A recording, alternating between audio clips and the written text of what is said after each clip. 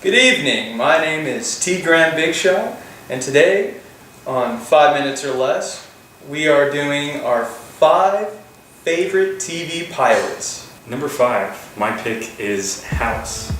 MD House, that is. The reason House shows up on this list is not because of the terrible lighting or occasional bad acting from the patients. Seriously, there's a guy that is actually the color orange, and I swear he looks no different from the rest of the actors. It's because of the unique cast of characters and their entertaining and dramatic dynamics. The main character, Gregory House, is a genius doctor that has a pessimistic outlook on life after losing his entire family in an accident after the events of Stuart Little 2. Just having House alone, though, isn't what makes this pilot great. With the introduction of the supporting characters, we get to see the contrast between House and how other rational and regular doctors would behave, operate, and treat patients. The support cast of doctors makes up a black guy with a hidden criminal record, an Australian bum with rich parents, a girl who is supposedly just eye candy, the kid from Dead Poet Society that killed himself, a boss he's got a hard-on for, and of course, his dying patient. Very few pilots get to establish such an in-depth look at these characters and not only how they interact, but the dynamics of each of their relationships, and that's what makes this one so successful. Number 4, Family Guy. Come on, you guys, I'm gonna buy us the most expensive meal we've ever had. Yeah, I'd like 6,000 chicken fajitas, please. I beg your pardon? 6,000 chicken fajitas. And a sausage McBiscuit, please. So Family Guy is very inspirational to me. The jokes are just on point at all times, and I just love Seth MacFarlane. Here's an example of the jokes used in real life.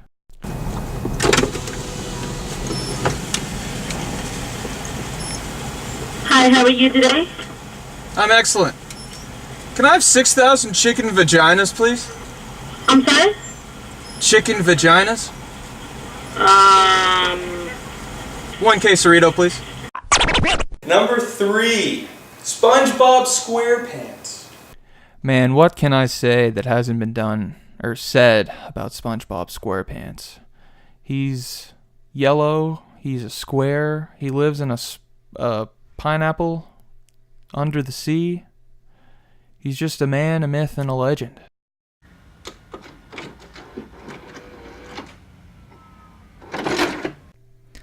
Hello everyone watching this video. I am A from the future, the one editing this video right now.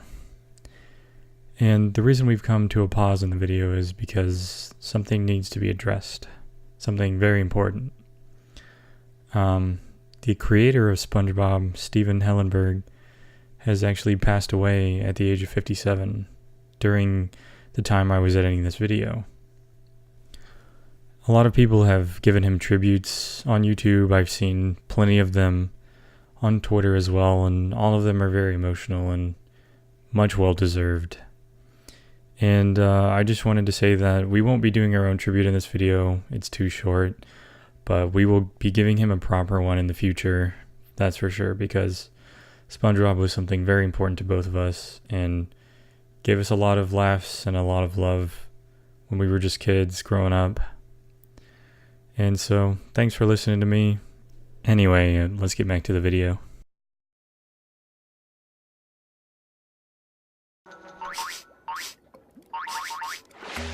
Do you smell it? That smell. The kind of smelly smell. A smelly smell that smells smelly. Breakfast! And number 2, what would this list be without Friends?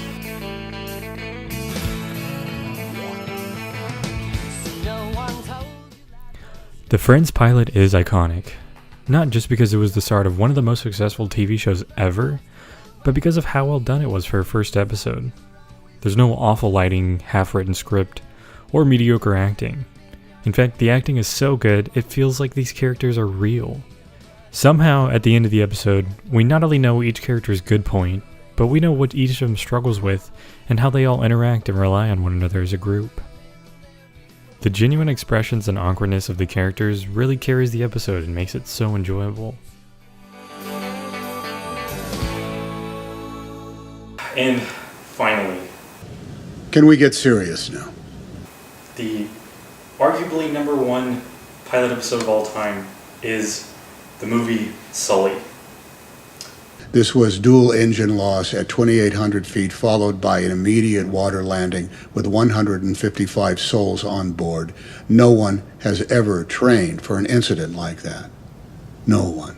Sully is a story that follows an older Tom Hanks many years after his role in Terminal, after which he escaped from being held captive at an airport by learning to fly in commercial planes. It is a real recounting of the story of Flight 1549, which made an emergency landing on the Hudson River after having both engines fail at a record height of 2,800 feet. Regarding pilots, it's one of the few disasters in which every person on the plane survived the crash. The crash itself was a miracle, stating that if the plane had been going any faster or slower, or had a different angle, the plane would have crashed into the water and exploded. It is rumored that the plane which landed in the Hudson will make a cameo appearance in the unconfirmed sequel of Disney's animated movie Planes, titled Planes on Water. Do you agree with our picks? Is there something we probably missed? Do you agree with our stupid jokes? Tell us in the comments below what you think, and tell us your favorite TV pilots of all time. And don't forget to subscribe to TNA Films. And thank you for joining in on 5 Minutes or Less. I'm T. Graham Big Shot. I'm Amazon Reviews, and this has been 5 Minutes or Less. See you next time.